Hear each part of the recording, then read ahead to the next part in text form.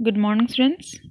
आज मैं आपको क्लास 9 भारत और समकालीन विश्व पार्ट 1 के अध्याय फर्स्ट फ्रांसीसी क्रांति के बारे में पढ़ाऊंगी। ये हमारी वर्कशीट 2 है।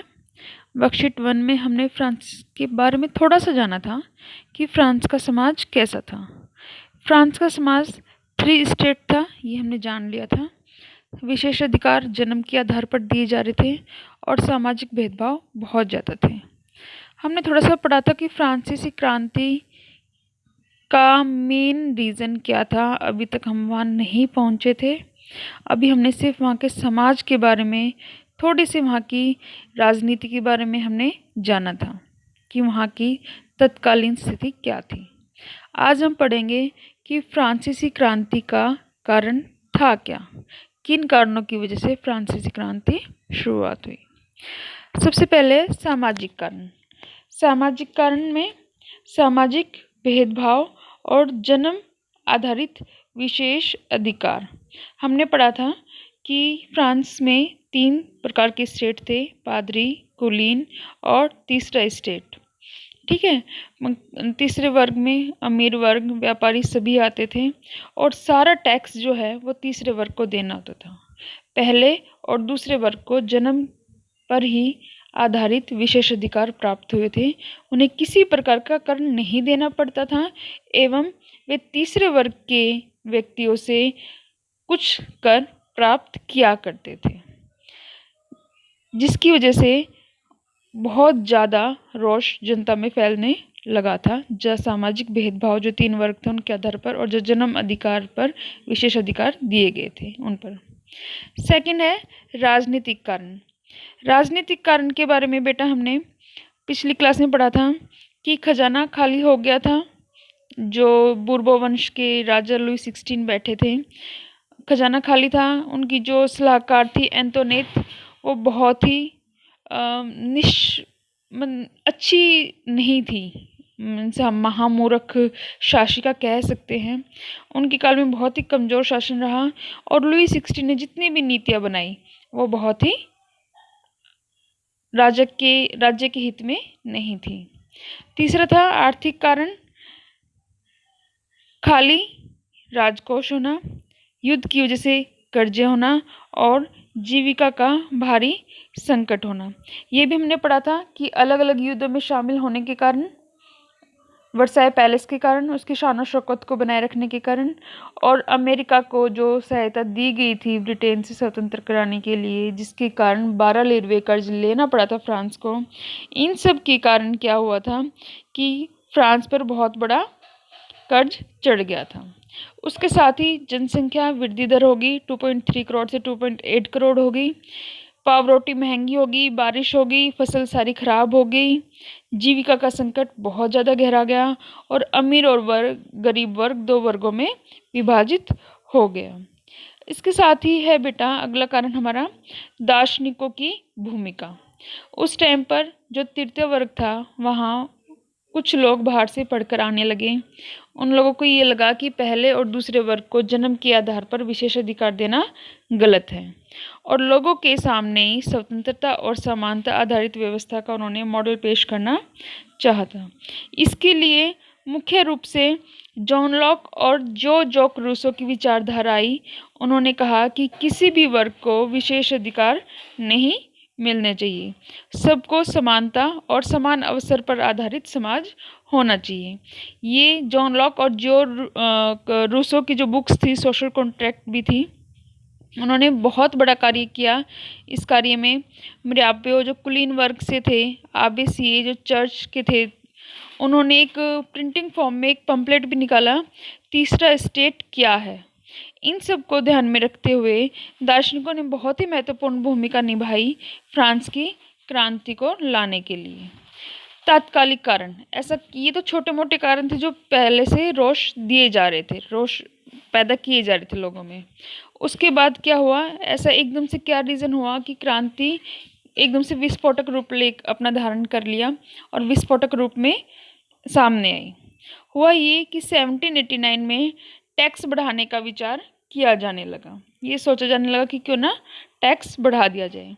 स्टेट जनरल में वोटिंग की प्रक्रिया में बदलाव से लुई 16 ने इनकार कर दिया।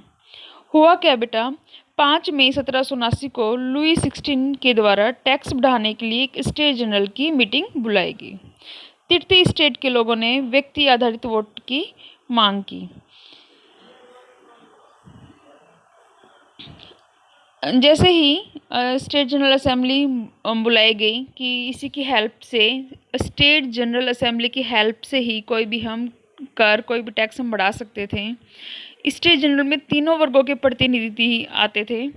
इसकी आखिरी बैठक 1614 में हुई थी और अब 5 मई 1779 को फिर से एक बैठक बुलाएगी जिसमें 300 प्रतिनिधि पहले और दूसरे वर्ग से थे और 600 प्रतिनिधि तीसरे वर्ग से थे। इस सभा में किसान, कारीगर एवं महिलाओं का आना वर्जित था, लेकिन इन्होंने फिर भी अपने जो किसान थे या महिलाएं थी, जो भी इनकी शिकायतें थी, वो एक पत्र पर लिखकर तीसरे वर्ग के लोगों को भेजी थी कि तीसरा वर्ग इनको रिप्रेजेंट करेगा, प्रतिनिधित्व करेगा। पहले और दूसरे वर्ग के व्यक्तियों को बिठाया गया, लेकिन तीसरे वर्ग के प्रतिनिधियों को खड़ा किया गया और सभा में कहा गया कि प्रत्येक वर्ग एक वोट देगा। आप ये देखिए, मान लीजिए पहले वर्ग से 300 लोग थे, दूसरे वर्ग से भी 300 लोग थे और तीसरे वर्ग से 600 लोग थे, लेकिन इनकी प्रति व्यक्ति वोटिंग नहीं थी। पहला वर्ग एक वोट देगा, मीन्स उनकी जो एक वोटिंग है वही उनके पूरे ग्रुप को रिप्रेजेंट करेगी। सेम एज दूसरा जो ग्रुप है वो भी एक वोट देगा और जो तीसरा ग्रुप है वो भी एक ही वोट देगा। तीसरे वर्ग के व्यक्तियों ने कहा कि व्यक्तिगत मतदान होना चाहिए और इसे लुई 16 ने खारिज कर दिया। ये सुनने के बाद तीसरे वर्ग के प्रतिनिधियों ने सभा छोड़कर वहाँ से बाहर चले गए और उन्होंने डिमांड रखी अपनी अलग से एक असेंबली को बनाने की। अब ऐसा हुआ क्यों था, आप ये सोच के देखिए। आप ये देखिए कि पहले और दूसरे वर्ग को कोई भी टैक्स देना नहीं होता था, कोई भी किसी भी प्रकार का वो टैक्स नहीं देते थे। तो ये तो राजा के लिए अच्छा बनना चाहेंगे, तो ये राजा के मत में ही अपना वोट देंगे। सेकंड, जो स्टेट था उसको भी टैक्स नहीं देना था, तो वो भी राजा के हित में ही अपना एक वोट देगा। और तीसरा वर्ग जिसे पूरा टैक्स देना पड़ता था, उसकी भी एक वोटिंग थी। अगर इन दोनों को मिला जाए तो इनकी वोटिंग 2 हो जाएंगी और इसकी 1 हो जाएगी। तो 2:1 के उससे ये आराम से पास हो जाते हैं प्रस्ताव कि टैक्स बढ़ाया जाए। लेकिन तीसरे वर्ग के लोगों ने कहा कि नहीं, प्रति व्यक्ति वोटिंग होगी, इस प्रकार की वोटिंग को हम नहीं मानते और इस चीज़ को लुई 16 ने मना कर दिया। अब क्या हुआ, जैसे ही उन्होंने वहाँ से निकले, 20 जून को वर्साई के टेनिस कोर्ट में सब इकट्ठा हुए और उन्होंने स्वयं को नेशनल असेंबली घोषित कर दिया कि इन्होंने तृतीय वर्ग ने, जिनकी सिफारिश को खारिज किया था लुई 16 ने, और उन्होंने कहा कि राजा के अधिकारों को कम करने के लिए, जब तक राजा के अधिकारों को कम करने वाला संविधान नहीं बनेगा तब तक नेशनल असेंबली घोषित भंग नहीं की जाएगी। इसका नेतृत्व मिराबियो और कुलीन वर्ग ने किया और आबीसीए जो कि चर्च से थे, तीसरा स्टेट क्या है, प्रिंटिंग फॉर्म भी निकाली, उन्होंने इसका नेतृत्व किया।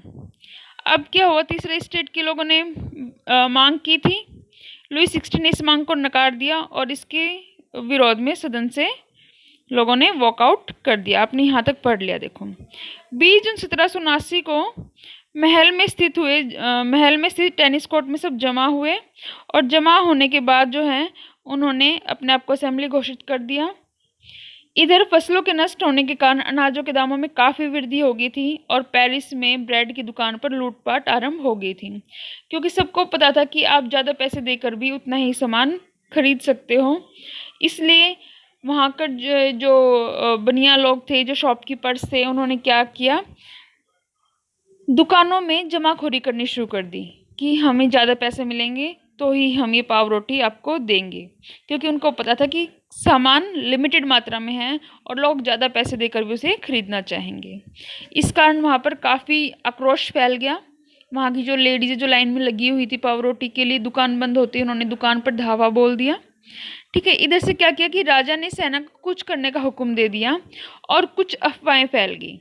अफवाह ये फैल गई कि राजा ने सेना को नगर में प्रवेश की अनुमति दे दी है। चारों ओर ये हो गया था कि राजा जो है जबरदस्ती जो नागरिकों के ऊपर कब्जा करना चाहता है। तो ऐसे में क्या हुआ, लोगों ने अफरा तफरी में 14 जुलाई 1779 को बास्तिल के किले को ध्वस्त कर दिया, जो कि राजा की निरंकुश शक्तियों का प्रतीक था। लेकिन इस बास्तिल के किले से ध्वस्त करने से वहाँ पे जो कैदी थे, 7 कैदी थे, वो भाग गए, इनसे छुड़ा लाए उनको। और इनको लगता था कि वहाँ पर हमें हथियार मिलेंगे और हम इस हथियार की सहायता से जो राजा के सैनिक हैं हम उनका सामना कर पाएंगे।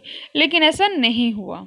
हाँ, लेकिन ये एक बिगुल जरूर बच गया क्रांति के लिए, क्रांति की शुरुआत के लिए। तो इस तरह से उस दिन क्रांति की शुरुआत हुई। थर्ड स्टेट ने वोटिंग की डिमांड की, राजा ने उसको मना कर दिया। उधर पाव रोटी के दाम इतने महंगे हो गए, सूदखोरों ने जमाखोरी करनी शुरू कर दी। और इसी अफरा तफरी में जब ये पता चला कि सेना नगर में घुस रही है, तो उन्होंने अपने आप हथियार ढूंढने के लिए बास्तिल के किले को ध्वस्त कर दिया।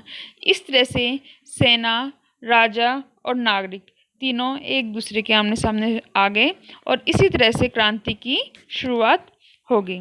अब इसमें नीचे कुछ क्वेश्चंस दिए गए हैं, 5 क्वेश्चंस दिए गए हैं बेटा, ये मैं आपको समझा रही हूँ। 1789 में फ्रांस का राजा कौन था? हमने पढ़ा था बुर्बो वंश का लुई 16 फ्रांस का राजा था 1789 में। स्टेट जनरल की मीटिंग क्यों बुलाई गई थी?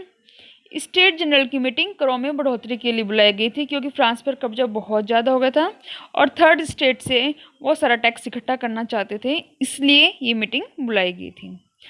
तृतीय स्टेट के लोगों ने खुद को क्या घोषित किया?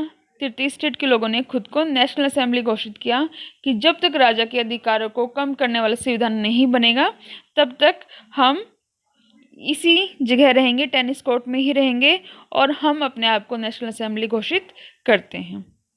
और ये कब हुआ था? जब राजा ने व्यक्तिगत वोटिंग के अधिकारों को मना कर दिया था। लोगों ने बास्तिल के किले को ध्वस्त क्यों किया? किले को ध्वस्त करना राजा की निरंकुश शक्तियों का प्रतीक था, इसलिए उन्होंने बास्तिल का किला ध्वस्त कर दिया। तृतीय स्टेट के लोगों ने क्या क्या मांग रखी थी? ये मांग वर्तमान सामाजिक और राजनीतिक स्थिति से किस प्रकार भिन्न है? तृतीय स्टेट के लोगों ने प्रति व्यक्ति के आधार पर वोटिंग की मांग रखी थी, क्योंकि फसल नष्ट हो चुकी थी और अनाज के दामों में भारी वृद्धि हो गई थी।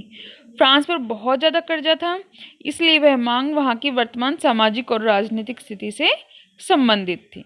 ठीक है, उन्होंने क्या कहा था कि हम अकेले क्यों टैक्स पे करें। पहला और दूसरा स्टेट इस चीज़ के पक्ष में था, क्योंकि उन्हें तो खुद को कोई टैक्स पे नहीं करना था, लेकिन तृतीय स्टेट को केवल टैक्स पे करना था, इसलिए वो इनके अगेंस्ट थे, इसके विपक्ष में थे। ठीक है, अगर आपको बेटा ये वीडियो समझ में आई है तो प्लीज़ लाइक एंड सब्सक्राइब कर दीजिए। नेक्स्ट वर्कशीट हम वर्कशीट 3 देखेंगे कि फ्रांस की क्रांति में आगे क्या क्या हुआ, किस किस तरह से इसने अपना रूप धारण किया। थैंक यू बेटा, हैव अ नाइस डे।